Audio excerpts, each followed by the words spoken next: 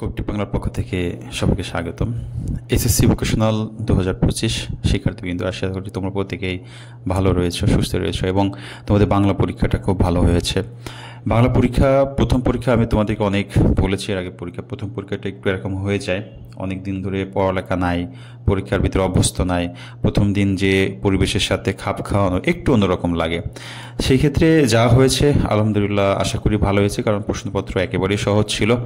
আর প্রথম পরীক্ষাটা আমি যেখানে ছিলাম সবারই মোটামুটি ভালো হয়েছে, আশা করি তোমাদেরও তাদের থেকে পরীক্ষা আরও বেশি ভালো হয়েছে। শিক্ষার্থীবৃন্দ দোয়া রইল।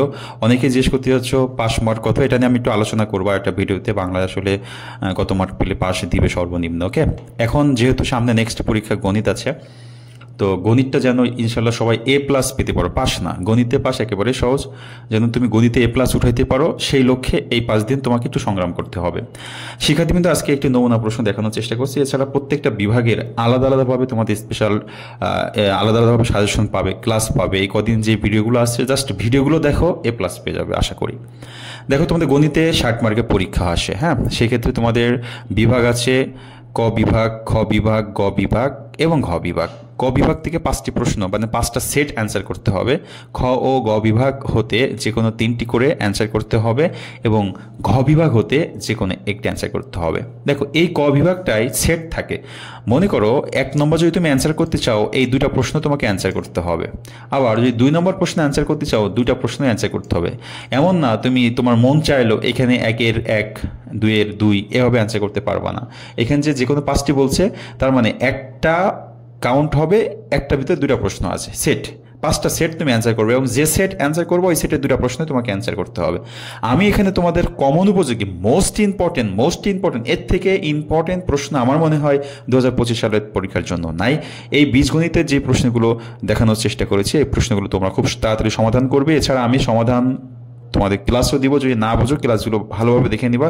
আবার বলছি, অঙ্ক কিন্তু মুখস্থ করে গেলে পাস করা যায় না, খুব কষ্ট হয়ে যায়, কারণ যোগ বিয়োগ ভুল হয়ে যায়। এই জন্য করবা, সাথে নিয়মগুলো শিখবা।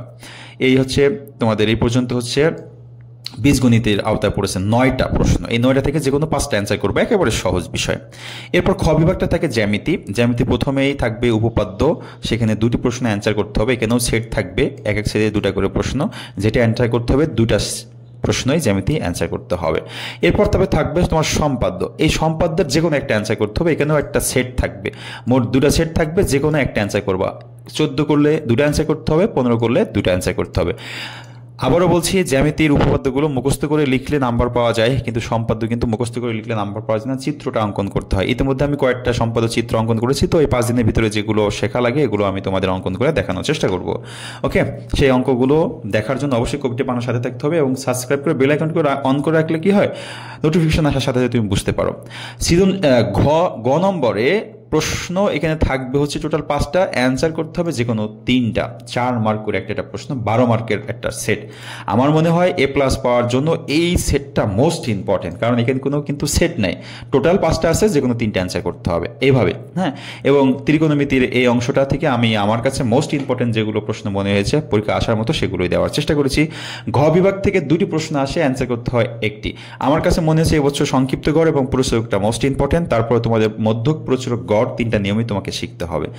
এই নমুনা প্রশ্নটা একটু কাছে রেখে খুব ভালোভাবে পড়ার চেষ্টা করো, আশা করি এই নমুনা প্রশ্ন দিয়ে তুমি A+ উঠাইতে পারবে।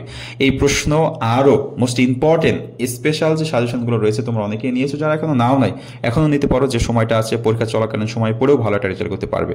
শিক্ষার্থীবৃন্দ, সবাই ভালো থাকবে, সুস্থ থাকবে, কোপটি বাংলার সাথে থাকবে। আল্লাহ হাফেজ।